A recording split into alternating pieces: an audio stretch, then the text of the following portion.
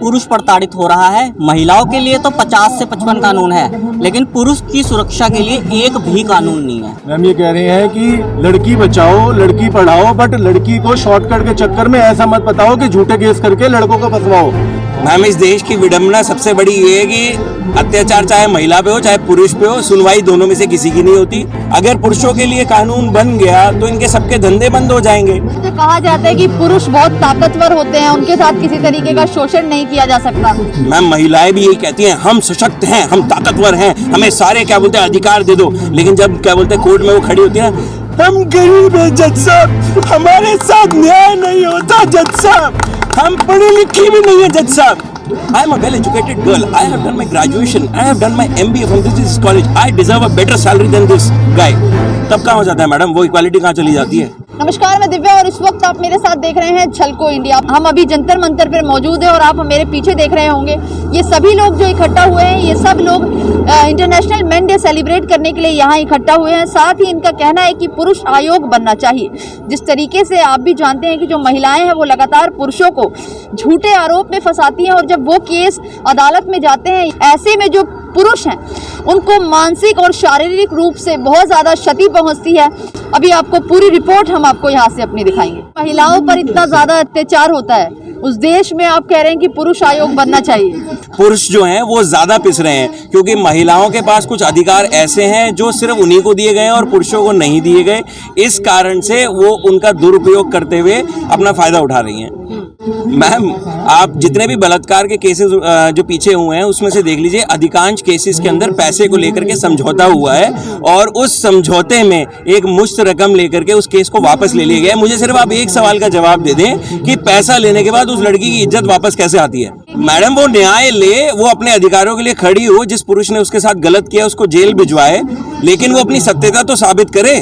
आप एक बात बताइए, एक लड़की अपनी मर्जी से एक लड़के को एक कमरे के अंदर लेके जाती है और वहां पे उसके साथ कंसेंट के साथ सेक्स करती है, उसके बाद वो बाहर आती है और बोलती है कि तू मेरे को इतने पैसे दे दे नहीं तो मैं तेरे ऊपर रेप का इल्जाम लगा दूंगी। अब मैडम इसकी सत्यता का प्रमाण कहां से मिलेगा? लड़का बोलता रहता है मैंने कंसेंट से किया, लड़की बोलती है नहीं मेरी कंसेंट नहीं थी, तो इसको साबित कौन करेगा? मैं तो कहता हूं हमारी कानून व्यवस्था में ऐसा कोई क्या बोलते हैं तरीका होना चाहिए जिससे न्याय मिले, चाहे वो पुरुष हो चाहे वो महिला हो। न्याय की जरूरत है मैडम, यहाँ पे पुरुष और महिला की तो बात ही नहीं है।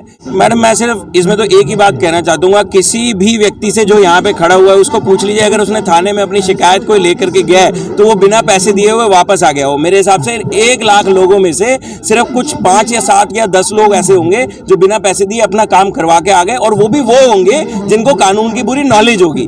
तो ये सारा गेम मैडम पैसे का है, और जहाँ पे पुलिस को पैसा एक्सटॉर्ट करने का मौका मिलता है वहाँ पे पुलिस कोई मौका नहीं छोड़ती है, और खास तौर से उस जगह पे जहाँ पे उसको ये लगता है कि एक महिला ये बात कह रही है तो महिला के साथ कानून भी खड़ा हुआ है, तो उसका पूरा फायदा उठाते हुए लड़के के साथ ज्यादती करी जाती है। अगर पुरुषों के लिए कानून बन गया तो इनके सबके धंधे बंद हो जाएंगे। ये जो न्याय मिलने में देर हो रही है ना, सुप्रीम कोर्ट भी कहता है justice delayed is justice denied. Sir रिश्वत जो देने की बात कर रहे हैं कि लोग देते हैं, तो कहीं ना कहीं आम जनता ही है ना जो उन्होंने उनको बढ़ावा दिया है और इस तरीके से वो रिश्वत ले रहे हैं, चाहे वो लड़की हो या लड़का हो। हाँ बिल्कुल सही कह रहे हो मैडम आप। कानून ने इतना प्रोविजन दिया था मेरी पत्नी को कि उसने हम पे एक अटेम्प्ट टू मर्डर का झूठा मुकदमा बनाया, फिर पुलिस वालों ने धमकाया कि तुम्हारे पिता को पुलिस वालों के साथ मिलकर मेरे ससुराल वालों ने धमकाया कि तुम्हारे बेटे को जान से मरवा देंगे। अब एक बात बताइए, क्या एक पिता ने अगर क्या बोलते हैं पुलिस वालों के दबाव में या ससुरालियों के दबाव में कुछ पैसे दे दिए कि जी ये लो पैसा और केस को खत्म कर लो, तो वो क्या था ये बता दो बस आप।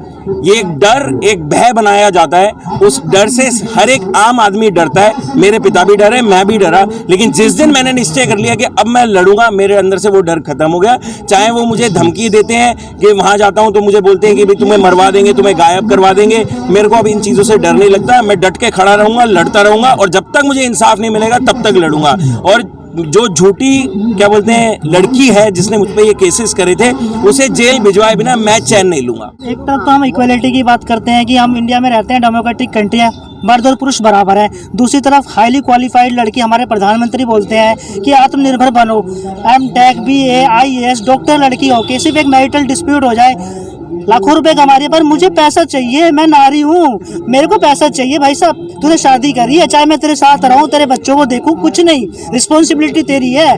सिर्फ 7 फेरे ले लिए, मेरी कोई रिस्पॉन्सिबिलिटी नहीं है। तू भाड़ में जाए, तेरे माँ बाप तेरे साथ रहूंगी भी नहीं, पैसे चाहिए फ्री की लॉटरी। और ये कोर्ट, पुलिस वाले, वकील, ये सब एक इंडस्ट्री है और एक पॉलिटिकल एजेंडा है। इसकी वजह से ये इतना आज ऐसी नौबत आ गई है कि पुरुष सुसाइड कर रहे थे लाखों लोगों में, जो कि बहुत गलत है। अगर तुम काबिल हो तो पढ़े लिखो हो, कमाओ, अपने आत्मनिर्भर बनो, क्यों भीख मांगती हो? इतना एटीट्यूड है तो अपनी हट्टी कट्टी हो, कोर्ट में जाके काम करो ना। यहाँ पे रोज ऑटो में लड़कियां काम करती है, मैं क्या कहते हैं कंस्ट्रक्शन साइट पे काम करती हैं, क्या वो औरतें नहीं है? ये पढ़ी लिखी बेवकूफ़ लड़कियां ऐसे करती है, हम उसके अगेंस्ट है जो मिसयूज कर रही है, ना कि जो नीडेड पर्सन है। अगर कोई औरत जिसको नीड है रियली में जेन्युइन, उसको आदमी कभी मना नहीं करना चाहता, पर जो सशक्त है, सब कुछ कैपेबल है और फिर भी मांग रही है, हम उसके अगेंस्ट है और हमेशा अपोज करेंगे उसको। मैम इसके साथ साथ मैं एक चीज़ और ऐड करना चाहता हूँ। कभी भी कोई मैरिटल डिस्प्यूट होता है ना, लड़की जॉब कर रही होती है, ITR रिटर्न्स फाइल कर रही होती है, पढ़ी लिखी होती है, ग्रेजुएट होती है, पोस्ट ग्रेजुएट होती है, लेकिन जैसे ही केस पड़ता है वो ना तो क्या बोलते हैं जॉब पे जाती है, घर पे बैठ जाती है और क्या बोलते हैं भत्ता मांगना शुरू कर देते हैं, भत्ता दे दो। अब मैडम एक बात बताओ, जब खुद में सशक्त है तो हम भत्ता क्यों दें? सिर्फ सवाल इतना ही है, बस इसके अलावा कोई सवाल नहीं। ये बताइए, ये क्या जस्टिफाइड है? किसी बंदे की शादी 5 दिन, 2 महीने, 4 महीने रहा है, उसमें से भी कुछ 20 दिन रहे होंगे, वो कोर्ट चली जाती है किसी भी डिस्प्यूट की वजह से, एक रात की, और कहते हैं मुझे लाइफ लॉन्ग मेंटेनेंस चाहिए, एलुमनी चाहिए। क्यों भाई? शादी तुम दोनों ने करी थी, दोनों के राइट्स है, अगर तुम्हारे में नहीं बनते म्यूचुअली ले लो, जो तुम्हारा छोटा मोटा सामान है वो ले लो, जो सही में बनता है कायदे से, ना कि इसको एक्सटॉर्शन क्यों बना रखे हो कि मुझे 20 लाख चाहिए, 1 करोड़ चाहिए। आजकल तो मैडम ये ट्रेंड बन गया है, सबसे शॉर्टकट बन गया है कि भैया शादी कर लो, शादी के 2 महीने बाद जाके अपने मायके चले जाओ, वहां जाके पर्चा भिजवा दो, लड़के के घर में केस कर दिया झूठा, उसमें उसकी आड़ में पुलिस वाले से धमकियां लगवाओ लड़के को, और उसमें जब पैसे मिल जाते हैं इनको, पैसे की आड़ में जैसे ही पैसों की सेटलमेंट हो जाती है, लाखों की डिमांड कर दो, खर्चा कुछ नहीं होता, 25 लाख 30 लाख ऐसी अननेसेसरी डिमांड कर देते हैं। उसके बाद वो सेटलमेंट कहीं ना कहीं आके 4 लाख 2 लाख 5 लाख जहां सेटलमेंट होगी, शॉर्ट मिल गया, एक केस करा मैडम, पैसे कमा लिए। आजकल ये बन गया मैडम। पुरुषों के लिए एक दिन होता है, लेकिन पिछले कई सालों से इस दिन को टॉयलेट डे के नाम से मनाया जा रहा है। मैं पिछले साल भी मैंने ट्विटर पर देखा था, इंटरनेशनल मेंस डे वाले दिन जितने मेंस हैं वो तो सबको इंटरनेशनल मेंस डे की बधाई दे रहे थे, लेकिन कुछ नेता लोग थे जिनके ट्वीट्स मैंने देखे, उन्होंने सबको टॉयलेट डे की बधाई दे रखी थी, जो कि बहुत गलत चीज़ है। एक ये दिन आता है सिर्फ पुरुषों के लिए, और उस दिन भी ये लोग टॉयलेट डे के नाम से मनाते हैं। जिस देश में आप रहते हैं वहाँ पर महिलाओं के साथ बहुत ज़्यादा अत्याचार होता है, आप पुरुषों को सपोर्ट करने आए हैं? अदालत में जितने भी केस हैं उनमें से सच्चे कितने हैं, सवाल ये पैदा होता है। सुप्रीम कोर्ट खुद इस बात को कहता है कि 98% डाउरी केस और 75% रेप केस झूठे पाए जाते हैं। NCRB का डेटा है कि 95,000 के आसपास पुरुष हर साल इन झूठे मुकदमों से प्रताड़ित होकर आत्महत्या कर लेते हैं, जबकि महिलाओं का आत्महत्या करने का आंकड़ा 42 से 43,000 के आसपास का है। तो आप ही बताइए कि पुरुष ज़्यादा प्रताड़ित है या महिला ज़्यादा प्रताड़ित है? पति का पत्नी के ऊपर मालिकाना हक नहीं है। अगर पति का पत्नी के ऊपर मालिकाना हक नहीं है तो पत्नी CRPC 125 और HMA 24-25 जैसे मुकदमे करके पति के पैसे पर, पति की प्रॉपर्टी पर, पति के बैंक बैलेंस के ऊपर अपना मालिकाना हक क्यों जताती है? क्यों फिर वही कानून पत्नी को वो सारे हक दिलवाता है? जब लड़का मुकदमा जीत जाता है तो उस झूठा मुकदमा डालने वाली लड़की को कोई सज़ा नहीं होती। 498A में पहले क्या होता था कि अगर मुकदमा सच्चा है, लड़के ने सच में किसी लड़की के साथ प्रताड़ना करी है, तो 3 साल की जेल लड़के को हो जाती थी, और अगर मुकदमा झूठा पाया जाता था तो लड़की के ऊपर 500 रुपये का फ़ाइन लगाया जाता था। लेकिन अब वो 500 रुपये का फ़ाइन भी बंद कर दिया गया है। बस इतना कहा जाता है कोर्ट में कि सबूतों के आधार पर बरी किया जाता है और वहीं किस्सा ख़त्म हो जाता है। लड़के के जो 5-10 साल कोर्ट कचहरियों में ख़राब हुए होते हैं, उसका कोई उसे हर्जाना नहीं मिलता, कोई कुछ नहीं मिलता, तब तक उसकी ज़िंदगी बर्बाद हो चुकी है। शादी होने के बाद भी लड़की को भी किसी दूसरे के प्रति अट्रैक्शन हो सकता है, लड़के को भी किसी दूसरे के प्रति अट्रैक्शन हो सकता है। अब ऐसी सिचुएशन आ जाती है तो आप बोलते हो कि भाई अगर लड़का किसी एक्स्ट्रा मैरिटल अफेयर कर रहा है तो लड़की कहाँ जाए? लड़की को एकदम से आपने लड़की को विक्टिम कैटेगराइज कर दिया। बट मैं बोल रहा हूँ आप इसको उल्टा कर दो, अगर लड़की का किसी के साथ अफेयर हो जाए तो लड़का कहाँ जाए? लड़का तो सर दूसरी शादी कर सकता है। कैसे कर सकता है लड़का दूसरी शादी? डाइवोर्स ऐसे ही मिल जाता है। ये इश्यूज सिविल इश्यूज है, इनको सिविल इश्यूज की तरह आपको डील करना पड़ेगा। आप अगर आपको पता है कि आपका जो स्पाउस है वो एक्स्ट्रा मैरिटल अफेयर में है और आपको ये पसंद नहीं है तो आप डाइवोर्स फाइल कीजिए और अपना केस फाइट कीजिए।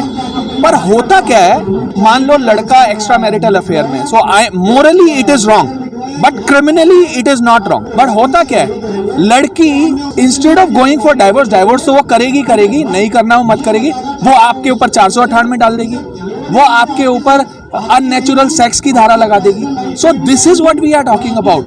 This is actually misuse wherein you are saying कि मॉरली हस्बैंड ने रॉन्ग किया है बट उसकी पनिशमेंट अब क्रिमिनल होगी। In the name of giving rights to women, दो आप उनको राइट्स, बट आप मेरे राइट तो नहीं ले सकते हो ना। जब 2007 में पहले बार यही जंतर मंतर में अपोजिट में हमने मेंस डे किया था, लोगों को पता ही नहीं होता था। फर्स्ट टाइम एक आदमी जो होता है वो बचपन से लेकर उसका एंड तक वो सोसाइटी के लिए, देश के लिए, आपका फैमिली के लिए, आपका दोस्तों के लिए जो सैक्रिफाइस वो करते हैं उसको कभी कोई डॉक्यूमेंटेड नहीं किया, उसको किसी ने अप्रिशिएट नहीं किया।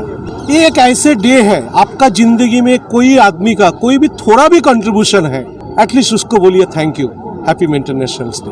आप आदमी को हर टाइम बैड इमेज में रिकॉग्नाइज करेंगे, it may be 2%, 3%, but more than 98% mens they always fight for the country, fight for the societies. में हमारा कुछ मांगे हैं, जैसे पहले तो एक मेल कमीशन बनाना चाहिए। जो मेन कमीशन एक आदमी का जो पोजीशन ही है, जो भी स्टडीज है वो आज नहीं करते, उसको डॉक्यूमेंटेड कीजिए एंड अकॉर्डिंगली उसका सोल्यूशन किया जाए, उसके लिए डिस्कशन चालू हो।